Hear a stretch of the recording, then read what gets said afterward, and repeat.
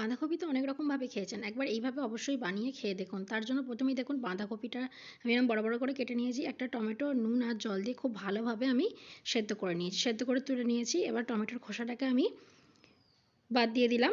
দিয়ে এবার সেদ্ধ করে রাখা বাঁধাকপিটাকে একটা ছুরির সাহায্যে ছোট, ছোট করে টুকরো করে নিচ্ছি। দেখুন খুব ভালোভাবে করে নিয়েছি। এবার একটা কড়াইয়ের মধ্যে তেল দিয়ে দিলাম। তার মধ্যে জিরে, শুকনো লঙ্কা ফোড়ন দিয়ে দিলাম। দিয়ে দিলাম পেঁয়াজ কুচি। পেঁয়াজটাকে খুব ভালো করে ভেজে নিলাম। এবার আদা, রসুন আর কাঁচা লঙ্কা বাটা দিয়ে দিলাম। দিয়ে দিলাম ধনে গুঁড়ো, নুন, হলুদ, লঙ্কা গুঁড়ো সমস্ত গুঁড়ো মশলা দিয়ে আমি খুব ভালো করে মশলাটাকে কষিয়ে নিলাম। এবার যে টমেটো আর বাঁধাকপিটাকে আমি সেদ্ধ করে রেখেছিলাম সেটাকে এর মধ্যে দিয়ে খুব ভালো করে আমি কিন্তু কষাতে থাকবো। দেখুন খুব ভালো করে একদম শুকনো শুকনো করে আমি কষিয়ে নিয়েছি।